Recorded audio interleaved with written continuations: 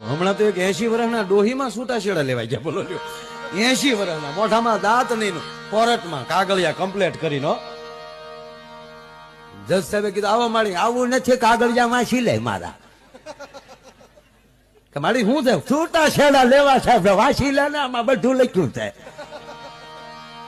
જજ સાહેબ ગોથું ખાઈ જાય, પણ 80 થયા માળી, તમારે 80 ની માથે એક છો લે, પણ મારે એની ભેગું નહીં પહોંચ થાય, એની ભેગી જિંદગી કાઢવી કેમ?